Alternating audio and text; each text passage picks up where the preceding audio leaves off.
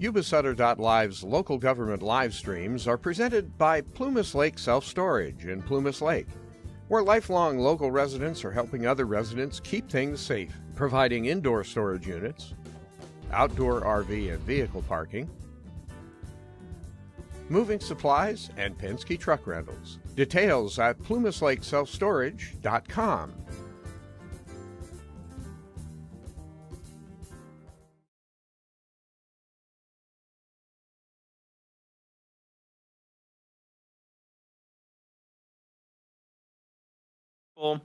We thank you for your provisions for our nation and for our community, and we ask your blessing upon the time together tonight.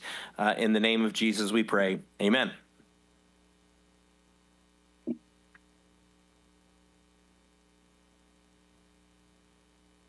I pledge allegiance to the flag of the United States of America and to the republic for which it stands, one nation, under God, indivisible, with liberty and justice for all.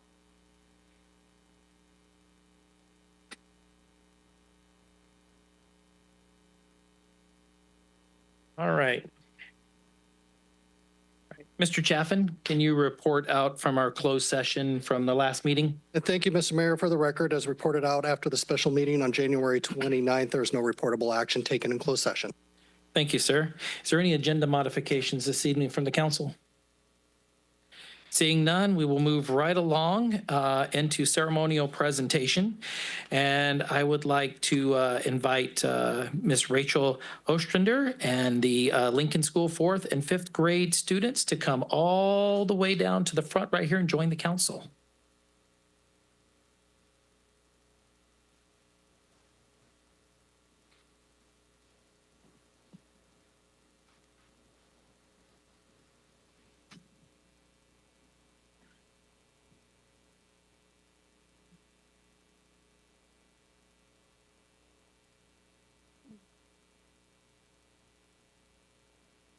Come on over here. Tuck myself away there. I'm gonna slide in here with you guys. Okay. You know, we get to do a lot of things as a council. And I think for all of us, one of the things that's most important is we get to recognize community members. And tonight we have a very special group of students that have done some pretty incredible things. And they just spent, I believe this happened in November timeframe, it was before it, yeah, about November, as the weather was coming in. This group collected over 400 blankets and donated them to Hands of Hope to help others keep warm in December of 2024. So can we give them just a round of applause?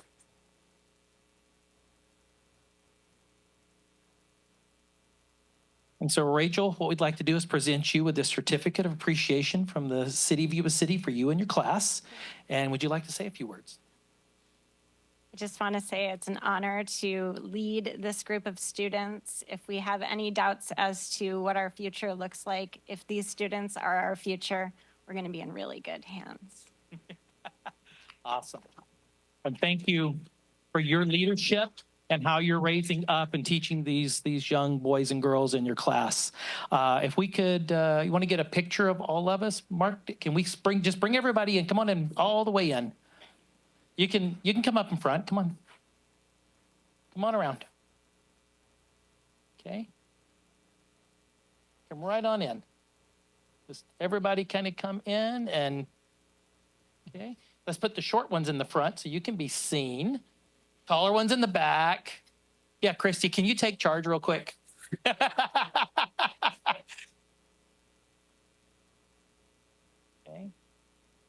You guys go. Oh, okay. All right.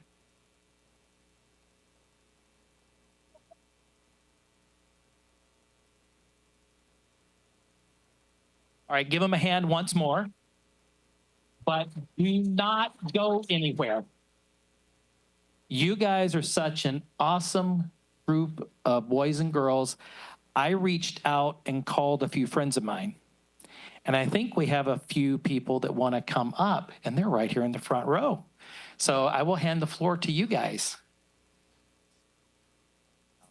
I was going to say, I'll just sneak on this end just because then I can see their wonderful faces. And so my name is Tasha Weaver. I'm with Senator Megan Daly's office.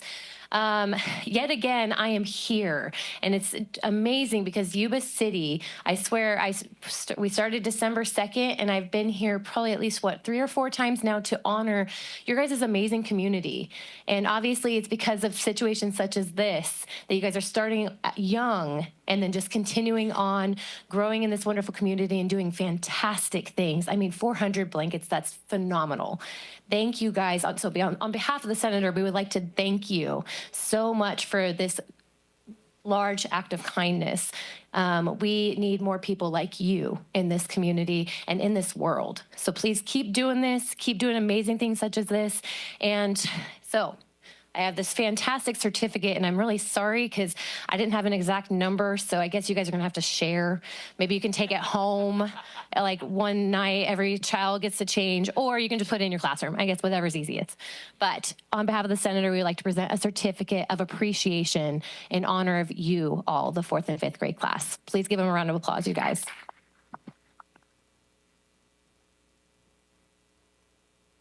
So, and I apologize, our representative Isabella from Gallagher's office was unable to be here this evening. So actually this is on behalf of both Gallagher's office as well as Senator Megan Daly's office. All right, so who gets to be the lucky? You can hold it.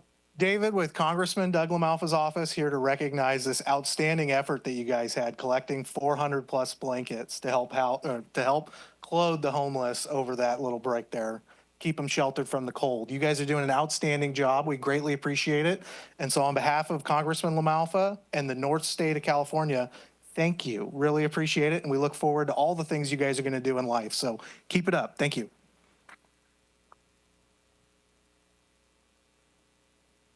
Yeah. Yep. No, you guys can, wherever we can stand. I'm going to slide back up here with the council and.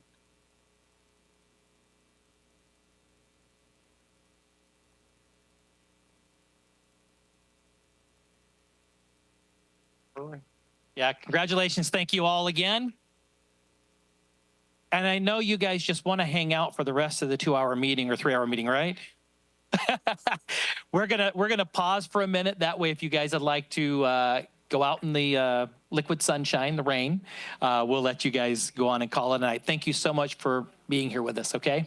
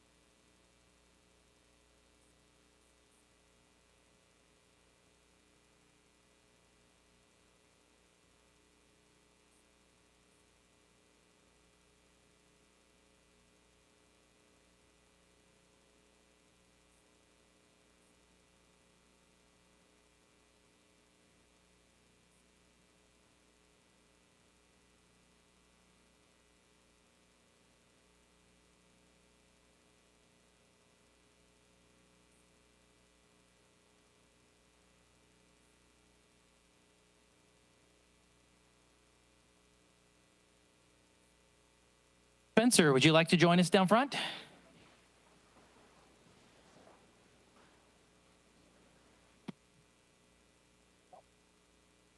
Board member. Chris, right? Yes. Dave. I remember we've met. Yes. But Okay. why would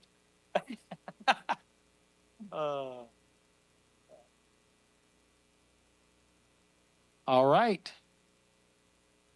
if we can grab those doors back there to the entry. Hey, through the mayor, there appears to be a small child that wanted a picture with you, but I don't know if he's walked out the door now. Would you like one more? Time out. Come on back in. Was there one? Yeah. Thank you, Shannon. Come on down. Yeah, we'll just do it right here. We couldn't let you get out the door, sorry, despite your best efforts.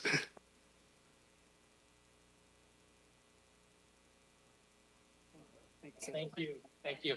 Have a good evening.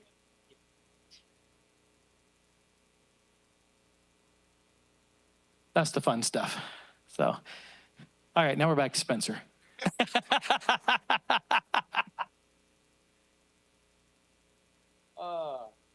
All right, we're going to move to the next item, which is our Sister City Association.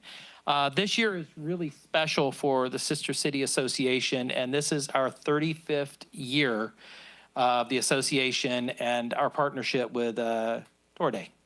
And so tonight on that, we would like to present a proclamation, correct? Yeah, a proclamation to the Sister City Association, because all this started in 1956 when President Eisenhower proposed to people citizen diplomacy initiative that became the United States Sister City Program, which today has grown to more than 2,000 cities, counties, and states in over 140 countries around the world. 35 years ago, a small delegation from the town of, you're going to have to pronounce that. Fujishiro? Okay, Fujishiro, Japan, visited our city to propose the building of a sister city relationship. That effort of this delegation began a 35-year friendship with a city that is geographically and economically very similar to Yuba City, with 2 rivers, a small mountain range, and surrounding rice fields. Sounds a lot like home. So, on the 28th of March, 2005, Toride City and the town of Fujishiro, I'm getting there, merged their 2 communities, becoming the new Toride City.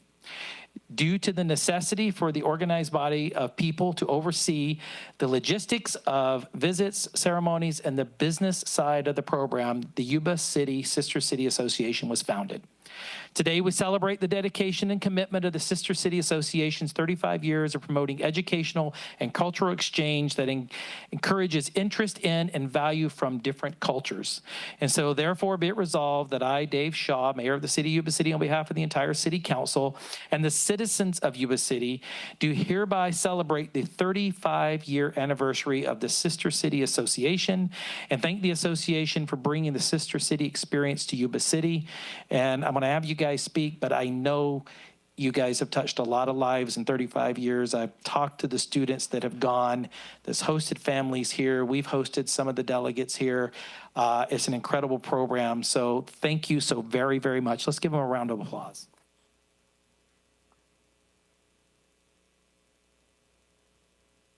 Go. You like this? Either one. Here you go. The Sister City program, I got involved with it, oh my gosh, so long ago. And in the years we've been involved, we've hosted 19 students. And it was about 10 years ago that the current, at the time, president encouraged me to get involved with the board. It has been an incredible adventure. Spencer and I were just speaking. The opportunity to bring another country into your home, to become part of your family for that duration of time. And then when you go overseas to their country and where they live, and you become a continuation of your new family. And the unique thing about this program is it doesn't stop when they leave or when you leave. The continued relationships, and I'm sure you have some, of the families staying in touch, Christmas cards, calls, messages, watching them grow up. Our very first, well, not our first, it was probably about the 4th year we had it. Our young boy that we had just turned 30. How did that happen? So it's amazing. Thank you for this opportunity and for the recognition.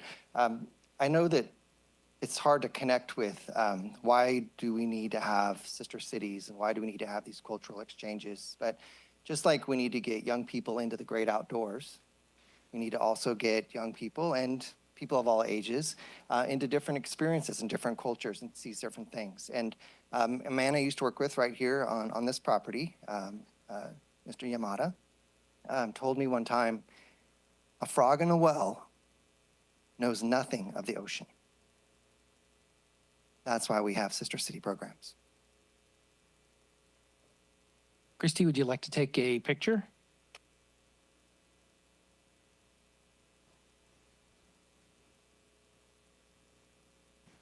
All right, and if you guys will stay here, the next one is actually a proclamation going to Toride City. And I'll read some of it here. And it says, whereas a relationship was established between Yuba City and Fujishiro on November 28, 1989, to build a lasting friendship, creating a sister city association between the people of Yuba City and Fujishiro, Japan. The commitment between the two cities, thousands of miles apart from each other, fostered many new and long-lasting friendships with each visiting delegation. The sister city bond continues strong and vibrant with the changes of a new presidencies, leaders, students, and host families. In 2005, Toride City and the founder of Fujishiro merged their two communities to form the new Toride City. Yuba City and Toride City are committed to continue with the mutual understanding for building everlasting friendships, as it is a vital part of the Sister City program, and embracing the motto, building heart-to-heart relationships. Today, we celebrate the dedication and commitment of 35 years of the Sister City relationship, which has fostered many new friendships, the joy of once-in-a-lifetime experiences, eye-opening way of life in both communities, and celebrate the future, new, and existing friendship for years to come. This is the proclamation that we will be delivering, Spencer and I, next week to Toride City. And thank you for the invitation. And as you always have invited the mayor to go on the trip. And it's going to be my honor to present this to them and strengthening this relationship going forward, because it has reached a lot of youth in our area and adults alike. Just a note that we just want to be very clear on this, that while we've got an agenda item coming up later tonight, I'm going on my own dime. The city is not paying for me to go. I believe in this program, and it's not to toot my own horn. I just want you guys to know, especially with what we got to talk about later in the agenda. It is my honor to go, and I want to be there to support the Sister City Association on behalf of the city and the council. And I want to do so honorably. I know they have a lot of honor over there, the way they handle things. So my goal is to represent the city well and extend the friendship and keep this Sister City program alive and going for another 35 years. So we will be delivering this. Spencer, thank you. Thank you.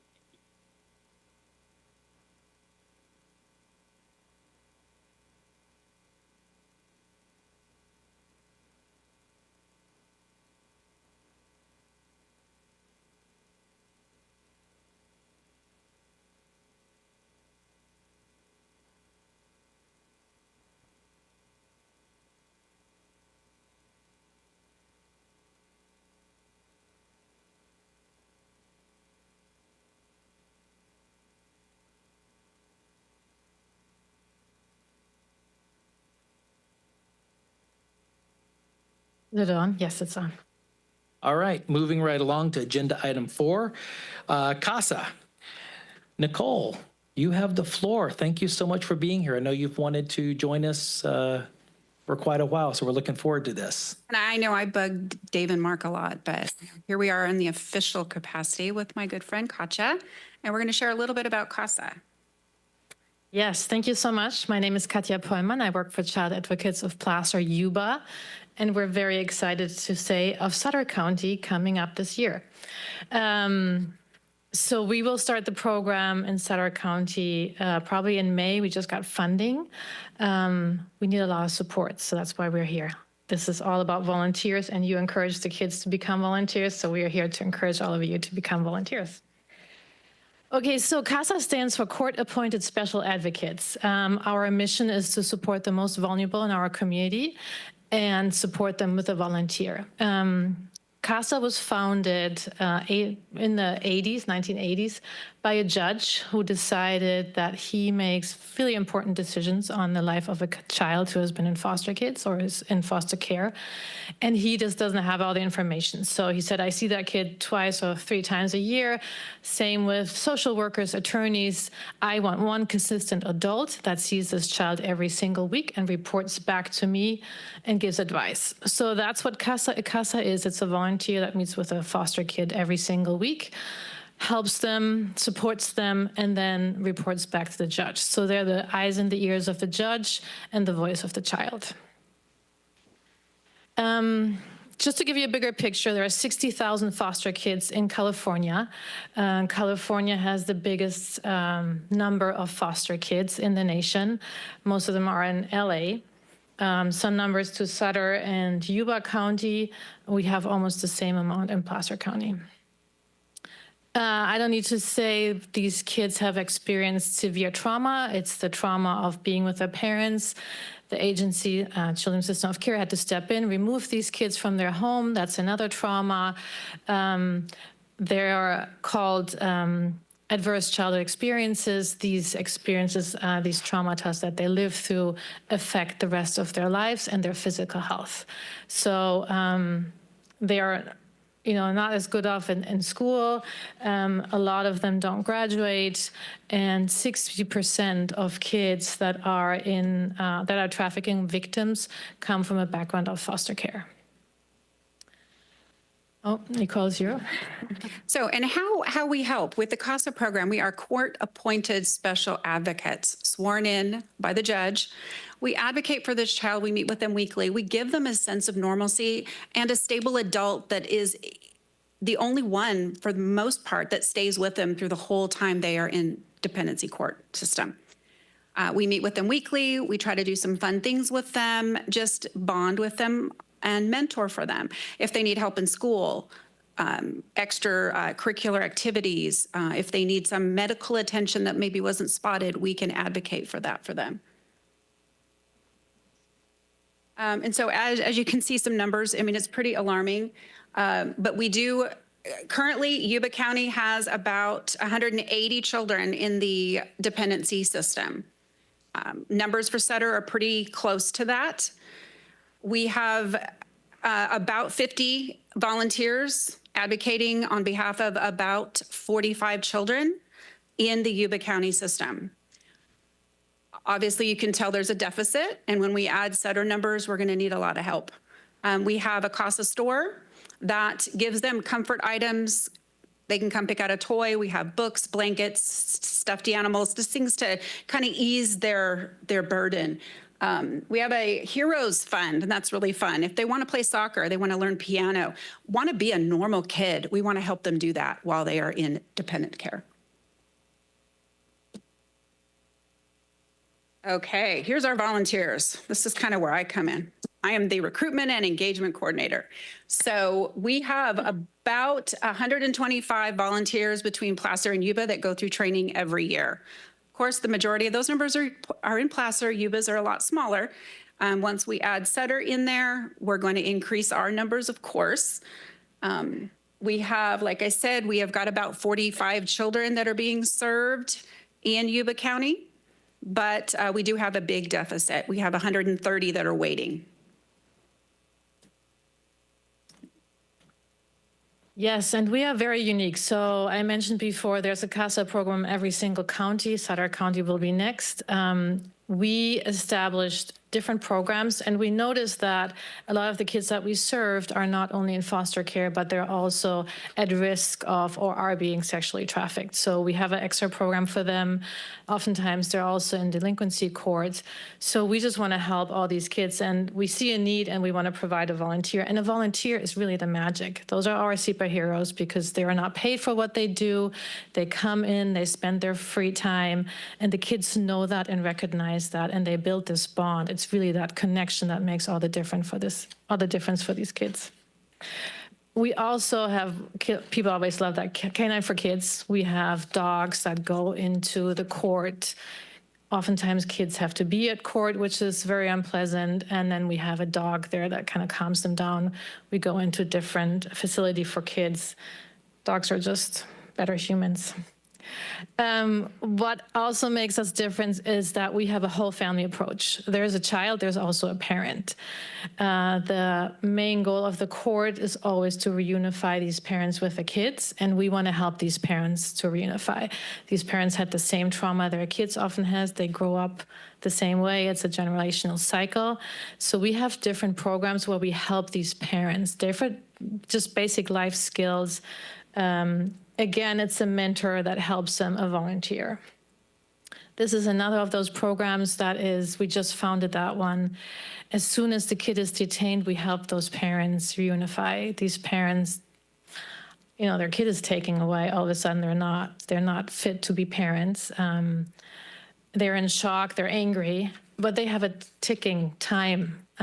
Oftentimes when the kids are little, they only have 6 months to reunify. They have to get clean and sober. They have to find housing. They have to find a job.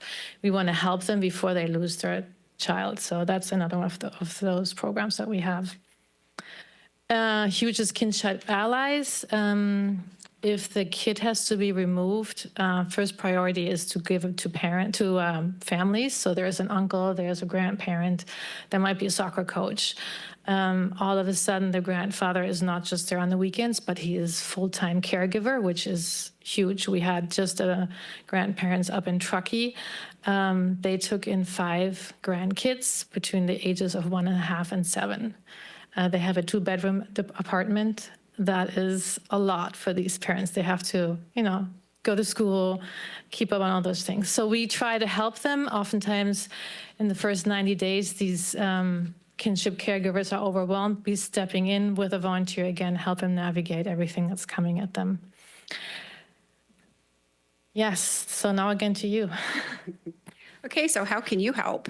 All right, so we do need volunteers. That is the main. We need caring adult volunteers over the age of 21 who are willing to be a mentor to a child or a parent. We need monetary donations. I mean, like every nonprofit, right? We have our CASA store. We have our Hero Fund. Those all need to be funded. We are not a government organization. We function off of grants. So we apply for grants. We have a few pretty successful fundraisers every year and private donations. So those are ways that you can help. And mainly, share the information. There are flyers out on the credenza out there. We have the Facebook social media presence. Please, when you see it, please share it. It may not be you that's a perfect fit, but maybe your neighbor, maybe your sister. And with I like to say, bring a buddy. So we have a lot of couples that do this.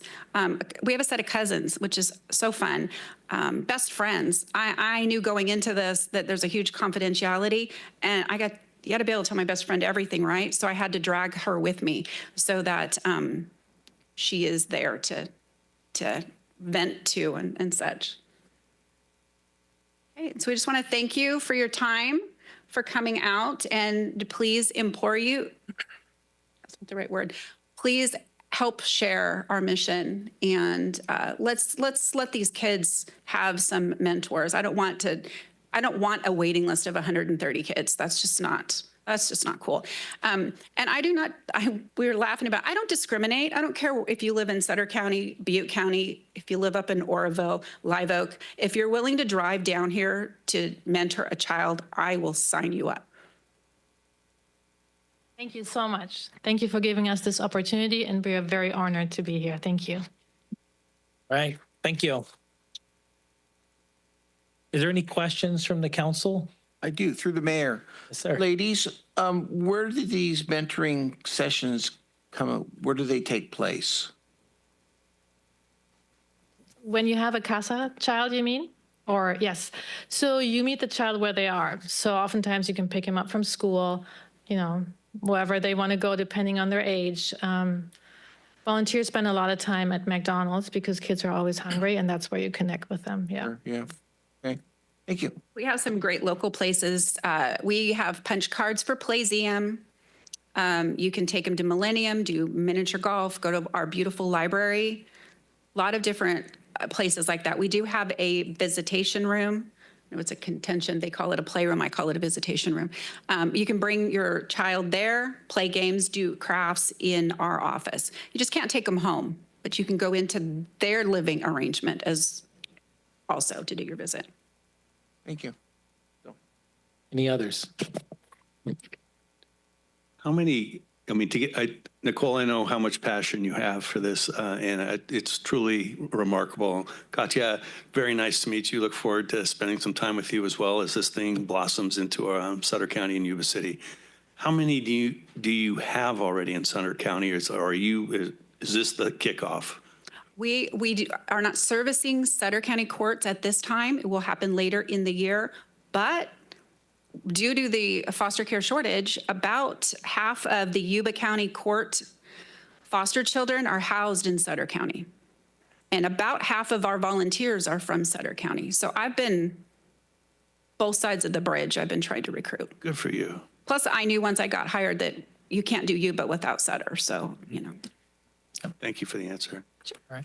Nicole, thank you for your passion. I mean, you care so much, and it exudes in everything that you do and your passion for this.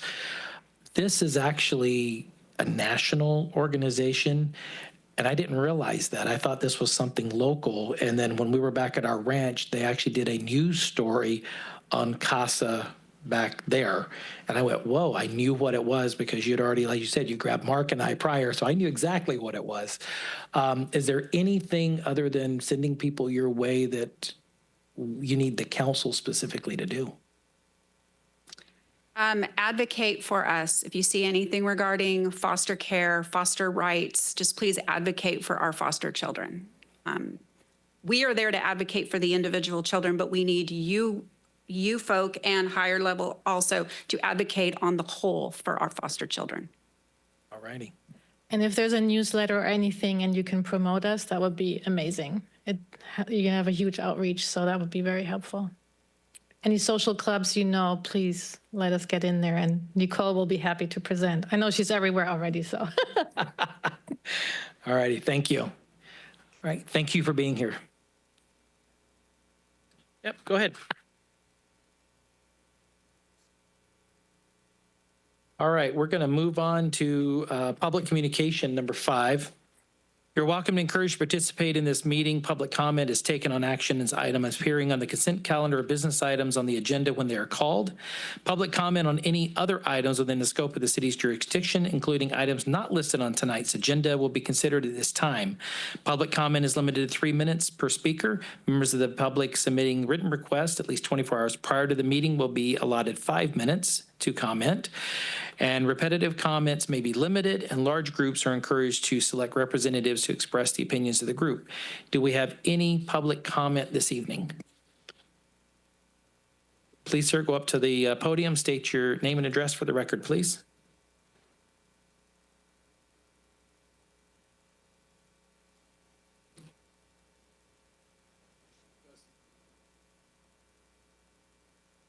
Okay. Good evening. It's nice to see you, gentlemen and lady. Nice to see the new arrangement here of the City Council. My name is Sammy Mendoza. My address is 547 North Harding Road, Yuba City, California. I prepared a speech here for you guys. I'm going to try my best. For the past 4 years, I have placed my residency in Yuba City. I returned to Yuba City after living and attending UC Davis while working in Sacramento. I decided to return to Yuba City to perch down in preparation for my next move after graduation and the COVID event. I then decided to remain in Yuba due to the immense opportunity at hand. As an economist, political scientist, entrepreneur, and minister, I found it ideal to remain in the area and explore every opportunity at hand. In my time in the city, I've experienced one of the most volatile explorations into the depth of our experience here as a community. From local business owners, the police department, and local ministries, I've experienced nothing but hostility and stagnation. It is clear upon a common observation of our city that we are stagnant and unattractive. In my time at Yuba College, I came to the understanding that this county and city desired the return of its hometown college grads to provide them with opportunity. This has gone unseen and unreceived, hence our economic stagnation. The talent that decides to return quickly leaves due to fear of remaining stagnant in lack of excitement and opportunity provided here. I too have been tempted time and time again to leave and seek opportunities elsewhere, yet I remain steadfast in spearheading the opportunity for advancement in my hometown. I look forward to addressing this issue with you all in an expanded sense. I pray that we as a community can begin to utilize the talent that we have available to elevate Yuba City as a community of the future and a bastion for talent. Along with economic matters, I decided to address the council on matters which go unseen and ignored. By appearances from within this chamber, it is easy to assume that all is well in Little Yuba City, but things are not well. This is an urgent call to action for the City Council and Board of Supervisors. From filthy, trash-riddled streets, dangerous homeless wandering through our downtown areas, camping and littering at the river bottoms, to wicked police officers making me fear for my life as a peaceful resident of this city, county, and state, to then illegal immigrants improperly managed. Our community is not well. This community has become hostile and ignorant. I have various examples in my time at Feather River Parkway. This parkway was built as a community destination where families can go, enjoy their time with each other in full confidence and safety. Feather River Parkway is not that. From filthy immigrants littering the shores of the Feather River, dealing with homeless, to avoiding glass, needles, and other dangerous litters on my levee runs. This place has completely and utterly let me down, and so have you all as a council, unfortunately. Board and community. Not only have I experienced these displeasures, but my life has been in danger there more than once. I've been stalked, targeted, and assaulted before closing hours. On top of this all, I've experienced theft to where my car was ransacked and items of mine stolen.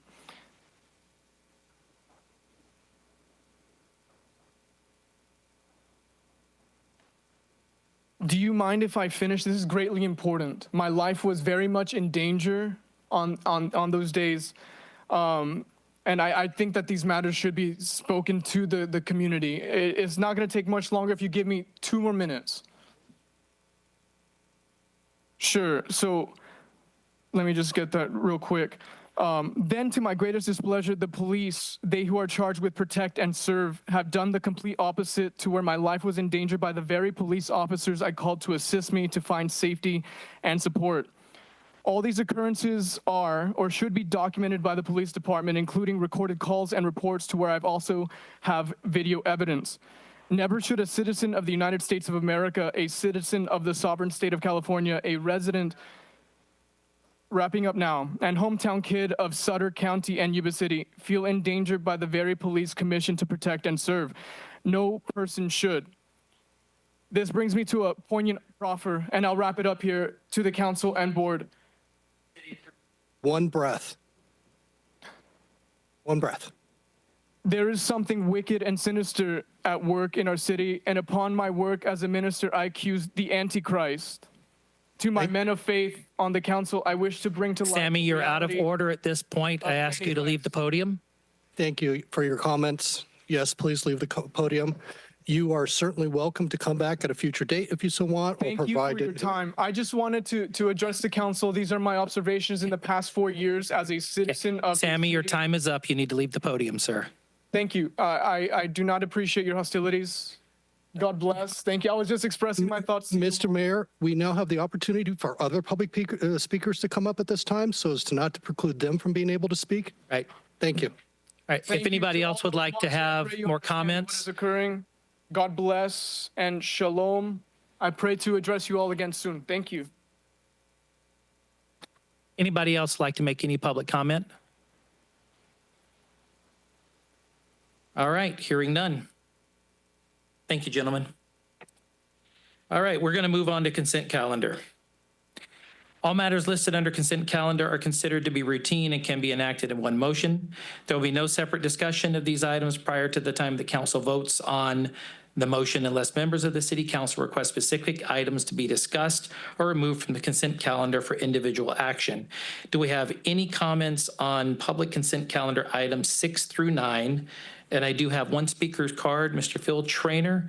You have 3 minutes, sir, as you wanted to make comments regarding agenda item 9.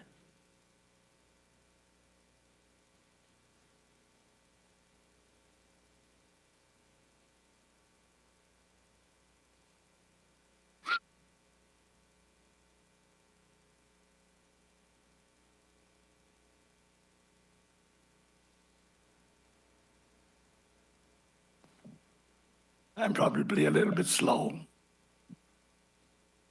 I will say one thing about the last speaker. You're not too bad, really. I think the city's done better than most people. Well, it's done better than I'd hoped for. So with that, I would like to bring up the issue of the Pioneer power unit.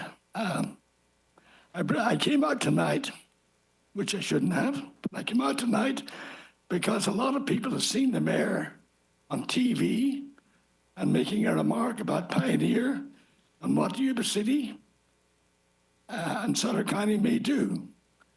I received a total of 22 either phone calls or texts asking me what the numbers were. I'm not a specialist with Pioneer or anything, but I did on my own, help bring them up to the area. I want people to know that if we did join Pioneer, we're not going to receive a really large reduction in our PG&E bill. I went back over the numbers from Pioneer. I hope everybody can hear me. I went back over the numbers from Pioneer, and these are the numbers that I came up with. For the average household, and these are this is Pioneer's numbers, at a 15% reduction in your PG&E bill, you would receive about $7.50 a month reduction. People don't realize when you look at your PG&E bill, you got 3 sections in there. You got a billing for transmission, distribution, and energy. And the only thing that Pioneer or anybody else can reduce is the cost of energy. I still believe that Pioneer can help the city quite a bit. When I first looked upon this thing, I thought it'd be a wonderful thing to do if we could bring in Sutter County and Yuba County as a unit. But Yuba County has nothing to do with it. They'd rather go on their own. I did bring up the fact that they could look at Pioneer, and they said no deal. But anyway, just bear in mind that the public must know that if we do join this, all we will do is we'll be taking a little bit of the revenue away from PG&E, and it'll amount to maybe between $5 and $7.50 a month. That's all that we will get, but it's worthwhile going into it. There are ways to do this to increase that revenue, but it'll take a little bit of effort on everybody's part. As I say, I tried to answer the different texts and telephone calls I've gotten. People, I don't think there was one that even had even any idea of what the reduction might be. So, that's my 3 minutes. I will leave you. Bear in mind, Do you need a little bit more, Mr. Trainer? Because first of all, thank you. You brought Pioneer to us. Do you need another minute? If you would. Yes, sir. What I would like to do is that if we could bring in the county, the city, and Live Oak, if we can bring in the one thing that happens that is wrong, which if I didn't know about it, I would walk away. If you do join, and you have to join, if you did join and decided to leave and go back to PG&E, PG&E at a given time can invoke a quite extraordinary fee to go back in with them. But once you go back with PG&E, you can only come back with Pioneer after 1 year. So there's a lot of little things that have to be looked at, and it takes time. But there is a way to do this. and come up with a better deal really than a Pioneer have. But you need Pioneer in conjunction with what the city has to offer. That's my minute. Thank you. All right. Thank you, Mr. Trainer. Mr. Vice Mayor. Through the mayor, we really can't comment. So I would request at this time, if appropriate, we pull item 9 so that we can discuss. Okay. Would you like to pull it? All right. Then we will pull item 9 off and handle it as the first business item and go back to it separately. So is there any other comments on 6, 7, and 8?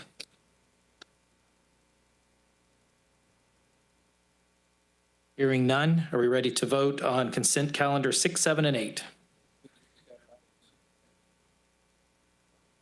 Okay, I have a motion. Second. I have a second. All those in favor, say aye. Aye. All those opposed, say nay. Ayes have it. Consent calendar 6, 7, and 8 passes and carries. We will go on to business items, and the first item of business will be picking up agenda item 9. And Mr. Trainer, can you hold on? Thank you. Okay. Sorry. Okay. No, thank you. I didn't see. I was reading down my script here. Ms. Langley, do we have any presentations or anything that we want to make from a staff's perspective on Pioneer at this time? No, we do have representatives from Pioneer on Zoom. So we have Gina and we also have Jake, and they are both available to answer any of council's questions. Okay, thank you very much. Gina or Jake, would either of you like to make any comments before we open back up for public comment of this business item? We can't hear you. You're muted, but I saw the head shake, both of you. So no comments at this time, correct? Thumbs up works. There. Okay, thank you. All right. Mr. Vice Mayor, do you have any comments you'd like to make? Yes, thanks. Once again, Phil, I want to say thanks for introducing the city of Yuba City, along with Sutter County, to Pioneer. And to Gina and Jake, I had a conversation with the city manager. I was out of town all day today. I do plan to send you some questions, but I'll give you a couple of them ahead of time, so maybe give you a shot at them ahead. Number one is, and Phil, I'll have one for you at the end. In response to a fair amount of public comment that I've also received, I'm going to be looking to you for some more information on how the solar works. There are a lot of alleged firsthand experiences of folks that are in our community. I would like to have a discussion with you either via phone or via email in regards to some of those allegations, and just make sure I'm getting the whole story. So I'll be on the lookout for that. Second thing is also when it comes to the actual rate, there's a fair amount of discussion out there saying, hey, and I would expect that this would happen with anybody that's going to compete with PG&E, and I don't and have not and likely will not vet who's making these comments for whatever their motivations are. However, they are calling into question in their alleged real life experiences that what is being represented isn't what ends up happening. So I'll share some of those with you and look forward to perhaps even more dialogue in that regard. Last is for Mr. Trainer. I've seen your efforts in addressing, and I'd love to hear your take on community energy. Community energy, to me, which is different than the CCA, is, at least in my mind, is when a group of citizens get together and establish a windmill, I'll call it a farm, or a solar array or hydro. And you have made a comment that, we should get together as a community, explore those. Are there other methods? I mean, were you talking like the biochar and some other stuff that we've had a discussion about, or was it the community coming together, citizens coming together for either a windmill? Geez, it's been a long day. Windmill farm or hydroelectric or others? Well, first of all, I'm very happy that you asked me to come back in here again. I believe that I think the Pioneer got a lot to offer, But I think there's a lot of questions that haven't been even looked at. I think what you're talking about, Mark, is right. There's a community system out there other than Pioneer, whereby the community could come in and do it on their own, but it is expensive and it takes time. You could bypass a lot of this, I think, through Pioneer. But the thing is, what I get is that the public generally can't read their PG&E bill. This is factual. They look at it and they say, oh, God, our bill's $700 this month. They don't look to see whether the transmission and distribution, what the price of that is. I go back to when I was fortunate in putting in a generating plant back in 1984 in Yuba County. So I understand what PG&E look for. But at that time, the distribution price for PG&E, which is the lines that come into the city, the distribution was around 7 cents. The transmission fee was around 8 cents. Now, the distribution and transmission really hasn't gone up that much, but PG&E have to find a way to pay for all these fires that have occurred. So the whole thing is, what I would like to do is, if and when Pioneer come up, when some of the people from the city sit down with them, I would like to be invited. I think I should be invited. I think I've stuck my neck out on this. My wife says, what the hell are you doing on this? But I do show up and I feel we have to do it. Because you're not going to get any industry into these small towns unless you can do something about your utilities. And there's ways to help the city if we get if we could get a reduction in our overall PG&E bills. Or not PG&E, but our utility bills. I think I can add something to what you might need if you want to. I appreciate it. Thank you. Thank you, Phil. Yes. Any other questions from the council? Through the mayor. Yes, sir. I'd like, Mark was talking about the question about the solar. I would like to be on that conversation right now. I think that's a very valid question, and I'd like to hear it. Sure. So Pioneer currently has more than 42,000 solar customers. For those who are net generators, meaning that they generate more power than they consume, Pioneer pays a 1/2 cent premium over PG&E for that power. For those who are net consumers, meaning they use more power than they consume, or they consume more power than they use, those customers still get the same savings as any other Pioneer customer. There is no power purchase agreement required. We reconcile annually. Last year, we paid about 9,000 customers $1.2 million for their energy. And that's kind of the long and the short of it. If there are more specific questions or individual customer questions, we would be happy to address those either through a bill analysis or one-on-one, or however it makes the best sense to you. That seems very clear to me. Okay, can I add one? Yep. Can I add Mr. Trainer, please hold, and I'll come back to you shortly. Ms. Cole, do you have any comments or questions? Gina, the question that I have in regards to the solar is, and I think you guys are real clear in the process, is whatever we've been grandfathered in, whether tier 1, tier 2, tier 3, nothing that we have been grandfathered in, everything we've got currently going stays in place. The only difference is if we're a net producer, we're going to get a little bit higher payback, and if we're a net consumer, we're going to have a slightly reduced energy cost. Have I caught it? That is correct. We are indifferent to whether you are NEM 1, NEM 2, or solar billing plan, which is the newest generation of net energy metering. Whatever you have with PG&E comes right on over to Pioneer. Okay, follow-up question if I can, because it seems like this whole thing with solar and PG&E keeps morphing year by year. it was supposed to be energy independent, and we could possibly, sell power back, and then, oh no, we don't want you quite selling that much back. We need more money from you. Now we're going to knock you over here, and you're going to be on this tier 3, and we're still going to have you pay PG&E.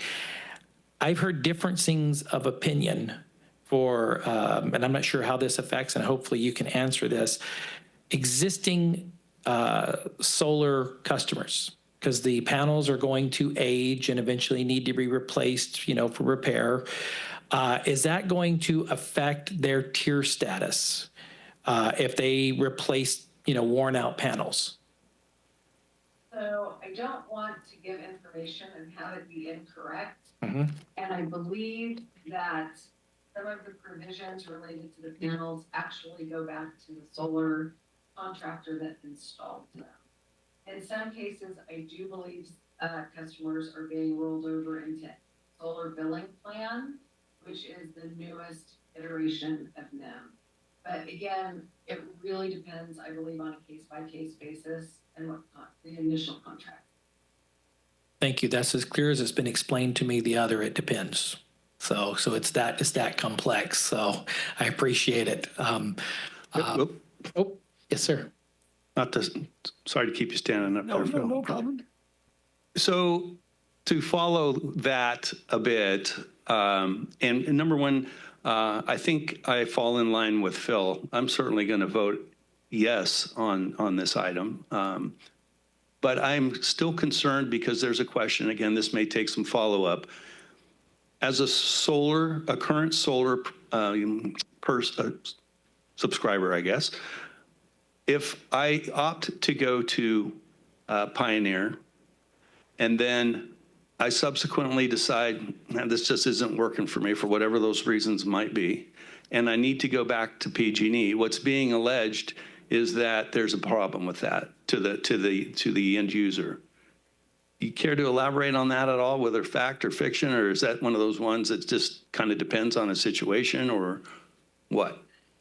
I can't really speak to it because that's inconsistent with anything that I know, although I can't speak for every customer. And I think if there are customers coming to you and saying that, I would really refer them back to us so that we can help them sort things out, because a lot of times there is misunderstanding and misinformation. And one of the things that we really pride ourselves on, and I think we talked a little bit about this, was our exceptional customer service. So we will take as long as it takes for customers to understand their bill. And sometimes they just get mixed up in translation. I can't speak to individual without knowing more detail. Okay. Well, I'm a solar person and I want more details, so I'll be looking out. Okay. Again, I'm supportive of Pioneer. I think hopefully you know that. But anyway, thank you, Mr. Mayor. Yeah. No, I think, Gina, that was the gist of where we're all going, is there's so much misinformation even on the current system. And how does it affect? Because I'm at that point with my solar panels are about 12 years old.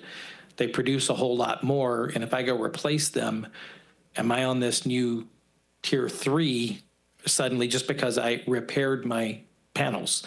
So, and I didn't mean anything flippant by it earlier. It's just no one seems to have the answer. It's just really, it's that complex. And I guess we thank the PUC for that, I guess, is who we think. It is complex, and I think there are distinctions between repairing and replacing, but those are all things that we would love to talk to you in greater detail about, and we've got a great customer care team that can help sort all of this out. And it's an example of some of the things we would really work with the community to educate them about before we ever even launch service. Perfect. That's the reason you told us multiple times that there's still more off-ramps ahead if we decide not to go forward. So I appreciate that. Is there any other questions from the council? Through the mayor, yeah, I do have a question. Do you have any experiences in your current clientele that's using your product in any municipalities? For the solar, do you have any examples of people that Councilmember Baumgarten had a question about? Have you had your customer service have to deal with anything of this sort?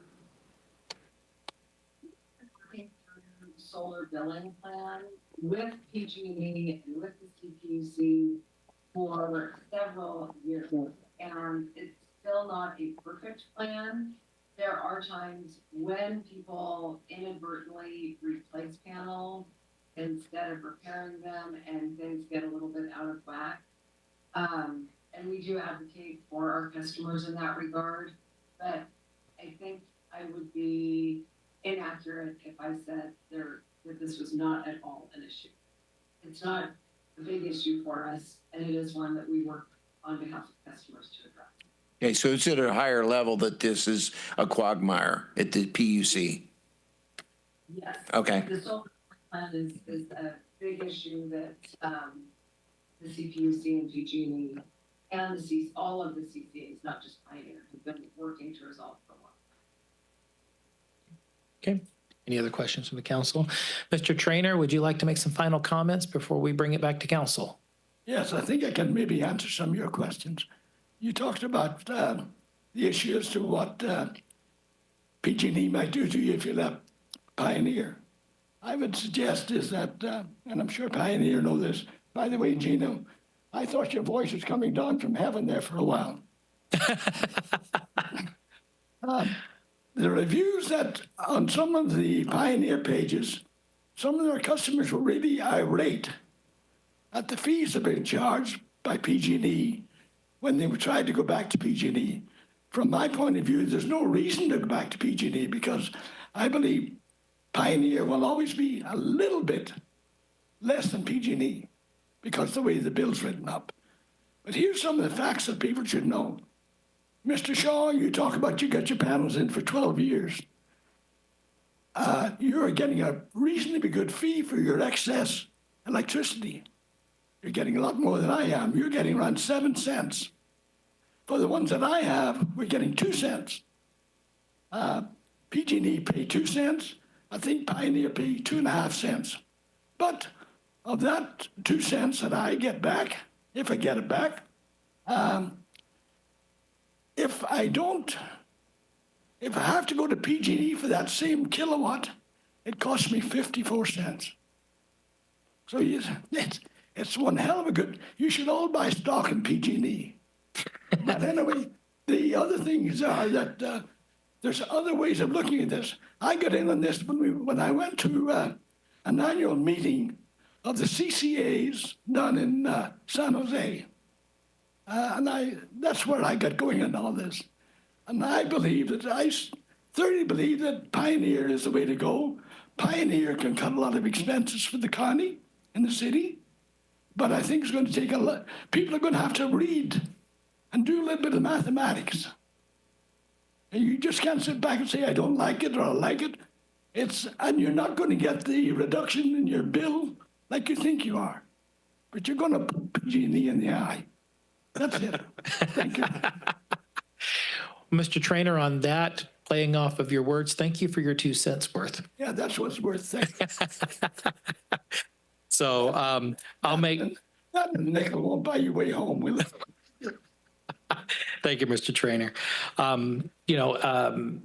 Before I bring it back, I'll say the same comments that I stated in the interview the other day. We have a large section of our community that is on fixed income, and anything that we can do to save them a little bit will go a long way because they are on a fixed income. So if this is heading in that direction, I'm definitely looking forward to it. So I'll bring it back to council for action on agenda item 9. Through the mayor. Sir. Move to motion for Pioneer Community Expansion to include the city of Yuba City. Do I need to read A and B? You can do A, motion to adopt a resolution, and then read B. Okay. Move to adopt A, and B, adopted an ordinance in the City Council of the City of Yuba City amending Title V of the Yuba City Municipal Code by adding Chapter 27, Community Choice Aggregation Program, to establish a Community Choice Aggregation Program in the City of Yuba City by title only and waive the second reading. I have a motion. Do I have a second? Second. I have a motion and a second. All those in favor say aye. Aye. All those opposed say nay. Ayes have it, motion carries. And Gina and Jake, we're looking forward to working with you guys here in the future to move this thing along. Thank you. Thank you so much. All right, let's move on to agenda item 10, which is the Planning Commission membership. And it says Doug, but I see Mr. Moody. Mr. Moody, you have the Doug floor. is out sick tonight, and so thank you for the patience. I don't have any words of wisdom about frogs or dogs, but please bear with me. That's some good stuff. Yeah. So the item before you tonight is a multi-step process that this is the second. So this was before you a little earlier in December. And so here we're back to talk about changing the Planning Commission to district representation. And so, again, tonight, it's really this consideration of introducing an ordinance that will repeal and replace the existing ordinance regarding the Planning Commission membership and organization. And so the existing membership is structured with 7 members at large with a representative recommended by Sutter County and then approved by Yuba City Council for the 7th membership. And so City Council, and so in a little background, 2024, the City Council completed the transition from an at-large to an individual district representation. On December 17th, the City Council directed staff to draft a proposed municipal code revisions to consider transitioning to district representation. And so, so here we are. And so Doug with Shannon, they've put some good effort into coming up with an ordinance that we believe captured some of the input, the feedback that we received from that meeting. And so I'll run through these slides with the highlights. The proposed ordinance will update the Planning Commission from 7 to 5 to coincide with each of the 5 council districts. It will provide for a non-voting county liaison who may provide input upon election or re-election of a city council member. The council member shall nominate a citizen from their district to the Planning Commission who must be confirmed by the city council as a whole, majority vote. The Planning Commissioner terms will coincide with the city council member who appointed them. When the council members are elected, existing planning commissioners will continue to serve until they are either renominated and reconfirmed or a successor is established. A planning commissioner or liaison may be removed at any time with or without cause by action of the city council. This is also important. This one stood out a little bit. A lot of times we have resignations or if somebody moves, that there could be a renomination for that area and then it would come back to the city council mid-cycle.